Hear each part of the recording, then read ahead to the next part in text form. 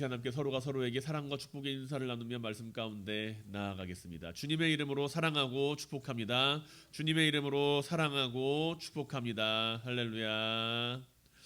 이 세상을 살아가면서 우리가 서로가 서로에게 사랑을 줄 수 있는 존재, 또한 사랑을 받을 수 있는 존재, 그리고 그로 말미암아 세상을 향한 축복의 통로가 될 수 있기를 주님의 이름으로 간절히 축원드립니다. 우리는 살아가면서 끊임없이 질문을 하며 살아갑니다. 질문이라는 건 중요하죠. 내가 다 알고 있는 게 아니기 때문에 우리는 늘 질문이라는 것을 하며 살아갑니다.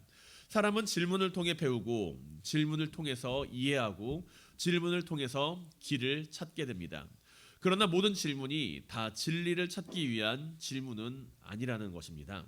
어떤 질문은 답을 얻기 위한 질문이 맞습니다. 내가 모르는 것을 이제 대답을 요구하는 그러한 질문은 답을 얻기 위한 질문이죠. 그런데 어떤 질문은 이미 마음속에 결론을 내려놓고 하는 질문이기도 합니다. 예를 들어서 부모님이 자녀에게 이렇게 묻는 경우가 있죠. 너 숙제 다 했니? 라고요. 너네 숙제 다 했니? 그러면 어떨까요? 나는 이 친구가 숙제를 다 했는지 안 했는지 알아서 물어보는 겁니까? 아니면 몰라서 물어보는 겁니까? 알고 있기 때문에 물어보는 거죠. 숙제 안 한 걸 알고 있어서 물어보는 거예요. 너 숙제 다 했니? 그 말 안에는 너 빨리 숙제해라는 결론이 담겨져 있는 질문입니다. 물론 궁금해서 질문할 수 있죠. 얘가 숙제를 다 했는지 안 했는지. 그런데 많은 경우에 우리는 질문이라고 하는 것을 내가 가지고 있는 사실을 통해서 그 질문에 대해서 그 사실을 확인하거나 판단하기 위해서 질문하기도 한다는 이야기입니다. 질문이라고 하는 그 형식을 통해서 우리는 사실 여부를 판단하게 된다는 것이죠. 나는 확신을 가지고 있는데 그 확실한 일을 너도 알아야 한다라는 의미입니다. 오늘 우리가 읽은 요한복음 18장의 장면에서도 대제사장은 예수님한테 질문을 합니다. 그런데 그 질문은요, 많은 사람들이 주님 앞에 나와서 했던 질문과는 달라요. 많은 사람들은 주님 앞에서 질문했죠. 예수님, 어떻게 하면 영생을 얻을 수가 있습니까? 부터 시작을 해서 누가 천국에서 가장 큰 자입니까? 누가 천국에서 가장 작은 자입니까? 뭐 그런 질문도 했을 것이고 여러 가지 질문을 했습니다. 그런데 오늘 대제사장 안나스가 주님을 향하여서 한 그 질문은 그러한 질문이 아니라 이미 결정이 내려져 있는 상황 가운데 주어지는 질문입니다. 우리는 그것에 대해서 앞서 잠시 살펴보았었고요. 그리고 오늘 그 질문에 대해서 우리가 함께 바라보면서 주님께서 그 질문에 어떻게 대답을 하고 계시는지 함께 바라보고자 합니다. 진리를 찾는 질문이 아니라 주님을 궁지에 몰아넣기 위한 질문. 그 질문 앞에서 대제사장은 주님을 향하여서 이미 그를 죽이기로 결정한 상황이었습니다. 그러나 주님께서는요, 그들이 내린 그 결정, 그 질문을 통해서 오히려 그들 스스로를 부끄럽게 만들고 계십니다. 오늘 본문 19절을 보게 되면은 대제사장은 예수님한테 물어봐요. 대제사장이 예수에게 그의 제자들과 그의 교훈에 대하여 물으니라는 것이죠. 겉으로 보면 이것은 매우 정상적인 종교 신문처럼 보입니다. 종교 지도자가 어떤 가르침에 대해서 그것을 묻는 것은 이상한 일은 아닙니다. 옳고 그름을 판단하기 위하여 그것을 묻는 것은 잘못된 일은 아니죠. 그런데 이 질문의 실제 목적은 가르침을 이해하기 위한 질문이 아니었다라는 이야기입니다. 이미 종교 지도자들은 예수님을 제거하기로 결정을 내린 상태였고 무고한 사람을 죽였다는 것에 대해서 많은 사람들이 반발할 것이 분명하기 때문에 그들은 주님을 바라보면서 명분을 찾기를 원했다는 거죠. 질문을 통해서 주님을 제거할 명분이 필요한 상황을 만들고자 했습니다. 그들은 주님을 바라보며 진리를 찾는 것이 아니라 주님을 죽일 명분을 호시탐탐 노리는 하이에나와 같은 모습이었다라는 이야기입니다. 이 질문은 어떤 질문입니까? 질문에 대한 답을 찾기 위한 질문이 아니라 함정을 만들기 위한 질문입니다. 일종의 유도신문이죠. 그러한 질문 앞에서 사람들은 자신들이 필요한 것을 얻기 위해서 질문합니다. 주님께서 진리에 대해서 말씀하시는 게 중요한 것이 아니라 자신들이 필요한 것을 얻기 위한 질문 앞에서는 그다지 대답이 필요하지가 않죠. 이미 답이 정해져 있는데 거기에다가 내가 어떠한 말을 하든지 간에 그 질문에 대한 대답은 이미 정해져 있습니다. 함정을 만들기 위한, 자신들이 필요한 것을 얻기 위한 그 질문에서 주님께서는 진리에 대해 말씀하시는 것이 아니라 그들을 향한 스스로 부끄럽게 만드는 대답을 하신다라는 것이죠. 자신을 향해 질문하는 것에 대해서 악의가 가득하다는 것, 악의적인 질문이고 악의가 가득하다는 것을 주님께서는 알고 계셨을 겁니다. 이 과정 가운데 대제사장은 주님의 설명을 듣고 싶었던 것이 아니라 무엇을 원했던 걸까요? 대제사장이라고 하는 그 사람이 앞에서 팔짱을 딱 끼고 이제 예수님한테 물어봅니다. 당신의 가르침에 대해서 한번 말을 해봐요. 그 말 앞에서 대제사장이 원했던 대답은 예수님이 자신의 권위 앞에 무너지는 그러한 모습, 아니면은 예수님이 자신의 가르침에 대해서 변명하거나 이야기를 하는 모습, 그것으로 말미암아 무엇인가를 얻어내고자 하는 모습이었다라는 것이죠. 권위 앞에서 내가 한 말은 이러한 것이다, 잘못된 것이다라는 그러한 내용을 대제사장은 기대하고 주님께 이야기를 했던 것입니다. 우리는 내가 가지고 있는 그 권력에 대해서 그 권력을 지키고 싶고 유지하고 싶을 때가 종종 있습니다. 그래서 내가 하는 질문에 대하여 상대방을 불복시키기 위하여 질문을 사용하는 경우가 있어요. 내가 이렇게 많은 것을 알고 있는데 너도 한번 대답을 해봐 라는 식으로 우리는 그 질문을 사용합니다. 진리를 알기 위해 묻는 것이 아니라 상대방을 불복시키고 그 불복을 확인하기 위해 묻는 질문의 의도라는 것이죠. 내가 정한 결론을 상대방이 인정하게 만드는 그 질문에는 어떠한 사랑이나 질문도 담겨 있지 않습니다. 사랑에 대한 어떠한 질문도 담겨 있지 않습니다. 이 질문에 대해서 주님께서는 어떻게 말씀하십니까? 이렇게 악의적인 질문. 권위 앞에 너는 엎드리고 무너져라. 넌 내 앞에 서 있고 그 앞에서 너는 한낱 죄인에 불과해. 나는 너에게 신문한다. 너는 내 권위에 무너지고 복종하여라 라고 하는 그 질문에 대하여 주님께서는 이렇게 말씀하시죠. 내가 드러내놓고 세상에 말하였노라. 어찌하여 내게 묻느냐. 이 말씀은 매우 놀라운 말씀입니다. 주님께서는 질문에 대한 직접적인 설명을 하지 않으세요. 대신에 다시 질문을 되돌려줍니다. 대제사장은 예수님한테 질문을 했어요. 그런데 주님께서는 그 질문에 대한 대답으로 다시금 대제사장에게 질문합니다. 내가 어찌하여 나에게 묻느냐라는 질문으로요. 그리고 이렇게 말씀하시죠. 들은 자들에게 가서 너가 직접 물어보아라. 이 말씀의 의미는 무엇일까요? 예수님의 가르침은 비밀스러운 가르침이 아니었습니다. 주님께서는요 어디에 숨어가지고 무엇을 가르쳐 주시거나 뭐 사람들을 치료하시거나 뭐 하나님의 나라의 복음을 선포하시거나 그러지 않았다라는 거예요. 많은 사람들이 모이는 장소에서 공개적으로 특별한 사람들만을 향해서 이야기를 한 것이 아니라 그 말씀을 들으러 나오는 모든 사람들을 향하여서 말씀을 가르쳐 주셨다는 거죠. 그래서 주님의 곁에는 늘 수많은 사람들이 존재했습니다. 그 말씀을 듣기 위해서 많은 사람들이 존재했어요. 주님의 주변에 모인 사람들은 병고침을 받기 위해서 모인 사람들, 또는 가르침을 받기 위해서 모인 사람들, 그렇게 수많은 사람들이 함께 모였다라는 것이죠. 그 가르침의 장소는요 은밀한 장소도 아니었습니다. 주님께서는 많은 사람들이 모일 수 있는 장소에서 가르침을 주셨어요. 유대인의 회당, 성전, 그러한 곳에서 넓은 들판 가운데 많은 사람들이 모여서 말씀을 들을 수 있는 장소에서 주님께서는 그 말씀을 공개적으로 말씀하셨다라는 거죠. 특별한 사람들만이 올 수 있는 곳입니까? 아니죠. 모든 사람들이 다 올 수 있는 곳이에요. 주님의 가르침은 많은 것이 숨겨져 있는 것이 아니라 모두가 들을 수 있는 말씀이었습니다. 어렵거나 난해하지도 않았어요. 주님의 말씀은 비유적인 경우가 많았고, 그리고 하나님 나라에 대하여 많은 사람들이 알기 쉽게 설명하는 것을 우리는 성경 안에서 발견할 수가 있습니다. 그렇다면 대제사장은 왜 이것을 다시 묻고 있는 것입니까? 대제사장이 주님께서 하시는 말씀을 이해하지 못하는 인물은 아니었겠죠. 대제사장 정도 되는 그 정도 직위에 있고 가르침을 얻었고 많은 것을 경험한 사람이라고 한다면 주님께서 하시는 이야기가 무엇인지는 분명히 알았을 겁니다. 단지 인정하지 않고 있는 상황이라는 것이죠.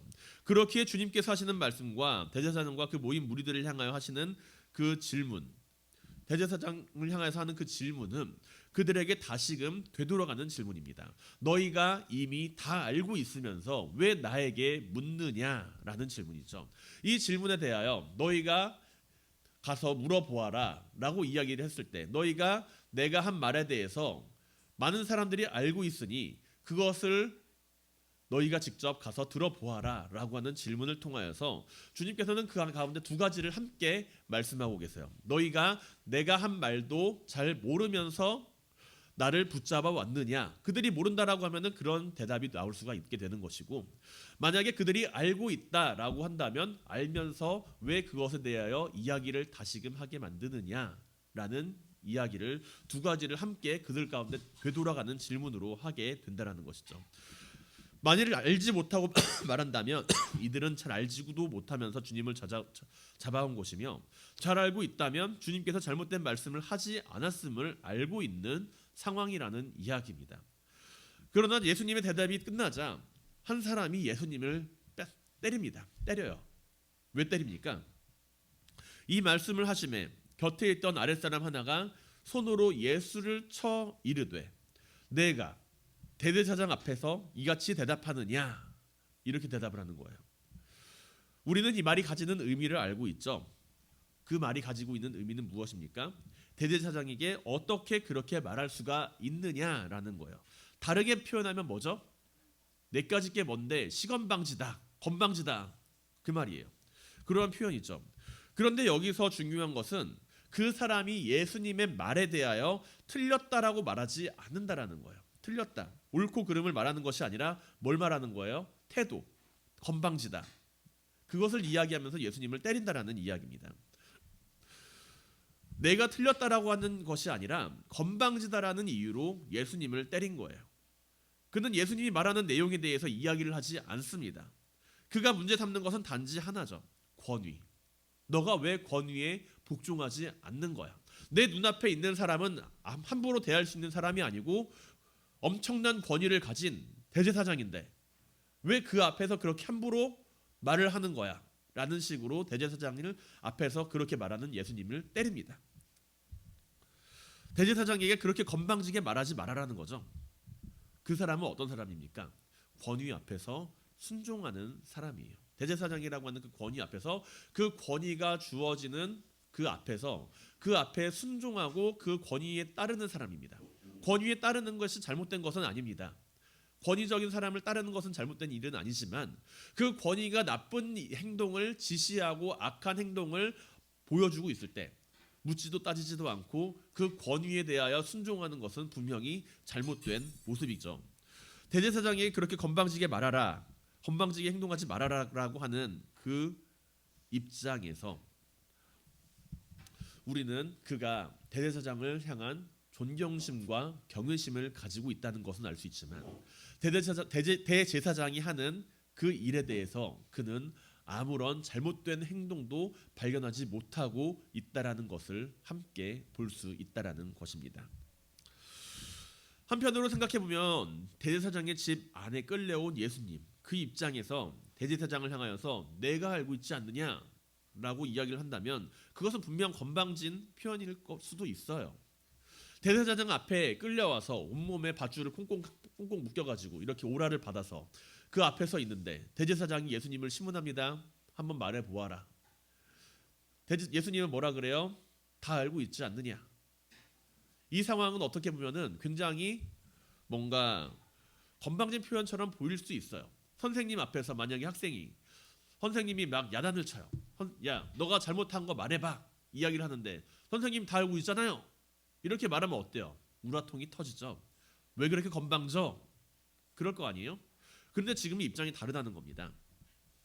선생님이 학생을 야단치는 입장이 아니라 우리는 여기서 주님이 대제사장 앞에서 죄인으로 서 있지 않다는 것을 다시금 발견하게 돼요.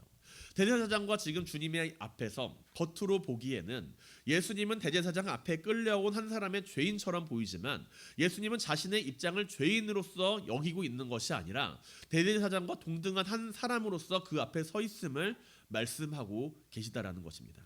그래서 주님께서는 말씀하고 계시는 거예요. 너희가 다 알고 있지 않느냐? 내가 드러내놓고 세상에 다 말하였다. 어찌하여 내게 묻느냐라는 것이죠. 주님께서는 대제사장 앞에 서 있는 죄인이 아닙니다. 주님께서는 대제사장 앞에 서 있는 죄인이 아니라 스스로 자신을 내어주신 하나님의 아들입니다. 그렇기 때문에 우리는 대제사장 앞에서 그렇게 말씀하시는 주님을 향하여서 건방짐이라는 것을 발견할 수 없어야 한다라는 것이죠. 그렇게 죄인으로 취급을 당할 이유가 없은 사람이 그 권위 앞에 굴복하지 않는다라고 해서 그것이 건방지다라고 이야기할 수는 없는 이야기라는 것입니다. 입장이 다르다는 거예요. 입장이. 선생님과 학생의 입장이 아니라 선생님과 만약에 지나가는 한 청년이라고 한다면 그렇다면 어떨까요? 그건 입장이 다르겠죠. 그런데 죄 없는 사람을 그 권위에 기대어 때리는 것은 분명히 잘못된 일입니다. 우리는 이 장면 안에서 중요한 한 가지 사실을 발견하게 됩니다. 사람이 권위를 중요하게 생각하고 진리를 받아들이지 못하게 된다면 그 사람은 폭력으로서 자신의 권위를 입증하려 한다라는 이야기예요. 내가 따르는 그 권위에 대하여 많은 사람들이 따르지 않는다라고 할 때 사람들은 그 권위를 사람들에게 따르게 만들기 위하여 폭력을 사용하게 된다라고 한다면 그것은 잘못된 이야기라는 것입니다. 사람이 권위를 중요하게 생각하고 진리를 받아들이지 못할 때 나타나는 반응이 바로 그것이 폭력이라는 것이죠. 논쟁이나 설명이 아니라 폭력으로 우리는 그것을 이루어내고자 할 때가 많이 있습니다. 아이들이 말을 안 들을 때 어떻게 하세요? 나는 부모고 이 아이는 내 아들이야. 나는 부모고 아들이야. 너는 내 부모적 권위에 복종하여라 라고 말을 할 때도 있지 않습니까? 물론 그것이 필요할 때도 있지만 그 안에서 우리는 분명히 한 가지를 가지고 있어야 돼요. 내가 이 아이를 굴복시키기 위하여서 내 권위를 사용하는 것이 아니라 내가 이 아이를 사랑으로 인도할 수 있는 사람이 되어야 한다는 거죠. 내가 만약에 진리 앞에서 부끄러운 모습이 내 앞에 발견되고자 한다면 내가 진리 앞에서 내 자신의 부끄러운 모습이 나타나고자 한다면 우리는 권위적인 모습으로서 폭력을 사용할 수도 있게 된다는 것입니다. 그리고 우리는 그 앞에 굴복할 것을 사람들에게 말하게 된다는 것이죠. 주님께서는 그 폭력 앞에서 이렇게 말씀하십니다. 내가 말을 잘못하였으면 그 잘못을 증언하라. 바르게 말하였으면 어찌하여 나를 치느냐. 이 질문은 우리에게 한 가지 중요한 메시지를 던지죠. 주님께서는 자신을 변호하려고 하지 않으십니다. 그러나 진리를 분명하게 드러내십니다. 내 말이 틀렸느냐? 내 말이 틀렸느냐? 그렇다면은 그 증거를 말하라 라는 것이죠. 그런데 그 자리에 있는 사람들은 어떻습니까? 그 자리에 있는 사람들은 아무도 주님의 그 말에 대하여 대답하지 않습니다. 왜냐하면 그들은 이미 알고 있었다라는 것이죠. 주님이 틀리지 않았다라는 것을. 주님이 틀리지 않았다. 그 가르침은 틀리지 않았다라는 것을 알고 있었기에 그들은 주님의 말씀에 대하여 대답하지 않은 채 그를 다시 대제사장 가야바에게로 보내게 됩니다. 문제는 무엇입니까? 우리는 알고 있어요. 무엇이 옳고 그른지 알고 있습니다. 하지만 그것을 인정하지 않을 때 우리는 그 진리를 외면하게 된다는 것입니다. 예수님의 가르침이 무엇인지, 예수님의 말씀이 무엇인지 그들은 이미 다 알고 있었어요. 문제는 모르는 것이 아니라 인정하지 않았던 것입니다. 왜 인정하지 않았을까요? 내가 가지고 있는 권위가 무너지는 것이 두려워서, 내가 그동안 쌓아 올린 것들이 두렵기 때문에 우리는 그것을 인정하지 않으려 할 때도 많이 있습니다. 우리는 주님께서 대제사장과 모인 무리들을 향하여서 그들을 앞에서 보여주시는 그 모습 안에서 다시금 주님께서 어떤 분이신지를, 대제사장 그 무리들은 왜 주님을 십자가에 못 박고자 하는지를 다시금 발견하게 됩니다. 주님께서는 모두가 잠든 밤에 신문을 받으세요. 밤은 어떤 시간이죠? 주님께서 잡히신 그 밤은 어떤 시간이죠? 밤은 사람들이 잠든 시간입니다. 모든 사람들이 잠든 시간이에요. 많은 사람들이 장면을 바라보지 못하는 시간입니다. 주님께서는 대제사장들 앞에 끌려가서 신문을 받으실 때 한밤중에 그 앞에 끌려가서 신문을 받으세요. 주님을 죽이기 원하는 종교 지도자들은 이 일을 은밀하게 처리하고자, 그리고 빠르게 처리하고자 합니다. 예루살렘 성 안에 큰 소동이 일어나는 것을 원하지 않았다라는 것이죠. 주님께서 이제 겟세마네라고 하는 그 동산에서 잡히셔서 십자가에 달려서 죽으시기까지 얼마나 걸렸을까요? 그 시간이 하루, 이틀 아닙니다. 반나절도 채 안 걸렸어요. 12시경에 주님께서는 겟세마네 동산에서 체포를 당하시고 새벽 1시에서 1시 사이에 안나스에게 끌려갑니다. 그리고 산헤드린 공의 앞에서 다시금 신문받게 되죠. 밤 재판은요 형식적으로 진행되었고, 그리고 문제가 아무래도 좀 문제가 있잖아요. 한밤중에 문제가 있으니까 그들은 날이 밝자 다시 공식적으로 재판을 열립니다. 새벽 5시 동이 트자마자 그들은 다시금 재판을 열어요. 5시에서 6시 사이로 추정되는 그 시간에 대다수의 사람들이 아직 아침 일과를 시작하려고 막 준비하려고 있을 때 주님께서는 다시 그 판결이 내려집니다. 그 판결이 새벽에 별 문제 없이 결정이 돼요. 이들은 다시 주님을 빌라도 헤로데게로 끌고 갑니다. 아침 9시쯤. 그리고 십자가에 주님께서 못 박히세요. 그리고 나서 이제 정오가 되니까 그리고 이제 오후 3시쯤 되니까 주님께서 숨진 것을 확인하는 절차가 시작됩니다. 창으로 옆구리를 찌르는 그 절차가 오후 3시경에 끝나게 돼요. 보통 십자가에 달려 죽게 되면은 한 3, 4일 정도 걸리는 시간이 있다고 합니다.